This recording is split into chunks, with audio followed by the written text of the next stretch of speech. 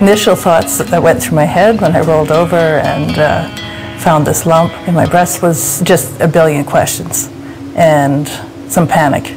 I went in and found out they had, all the tests had come back saying it was negative. But it was a little odd because they also said to come back for a second mammogram. The idea of cancer was definitely in the forefront of my mind. It wasn't something that I could avoid any longer. Every day I would feel for it and see, oh yeah, oh, it's still here.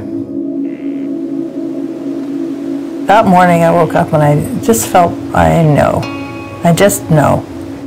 It was cancer. I don't know what she said precisely at first. I know the second thing was, I'm so sorry.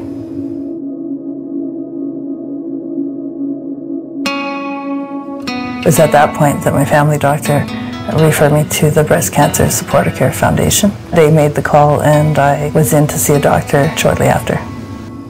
I was given 2 hours. I was treated as a whole person that just happened to have cancer. And when I talked to the doctor, I was just beside myself. I was so angry. My initial response was, I'm not gonna freak out until she does. So it just kind of, what was our next move? The way I handle situations like that is I keep to myself because I don't want to worry other people. Yeah, we didn't talk much about any fears or what we were really feeling or any thoughts that were going through our heads. We all just sort of went, okay, this is fine. Totally in denial.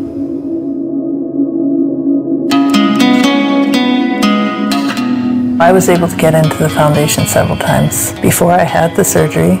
After the surgery, still was going quite regularly while I was having chemo, and after that as well. The first time I went for chemo, I couldn't believe how weak I felt after it, and I couldn't seem to get quite enough sleep ever. My hair was definitely thinning out. I started to need some more help. We went from being pretty well taken care of, carefree kids to almost having to parent. It was right before my high school graduation, right before my 18th birthday, right before Margot's grade 9 graduation.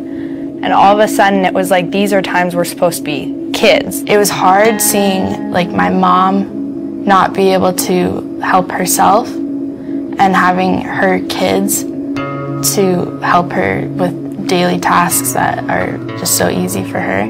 It was definitely heartbreaking to me not being able to be the mom I wanted to be and that my kids had always relied on.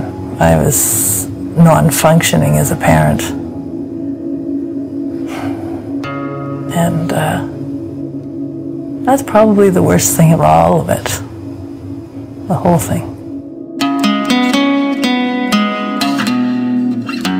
I went to the first session with Dr. Taylor. It just kind of showed me what my mom was going through. In that first session, all I remember doing was bawling my eyes out. It wasn't healthy how we were going about our interaction. It was just angry and frustrated and anxious all the time. So it really, really helped to sit down and talk to somebody, especially for our family. More than survive, it's my family and I've been able to grow back together. I've learned that I can do a lot for myself, for my family. Over the year and a half, did see a psychologist and joined a support group. That was a godsend. You didn't have to just explain why you felt a certain way. We just understood each other that we did. The program that was set up made us think about and delve into dealing with the reality that we had cancer and what did that mean to our life now. How do I go back to work? Can I go back to work? I started to feel like I had a sense of being an able, strong person again.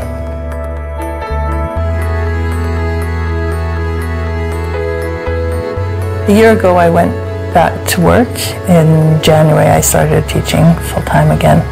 And I tell everybody that I know about the foundation and how huge a part it's been for my life for 2 years, and just how grateful I am.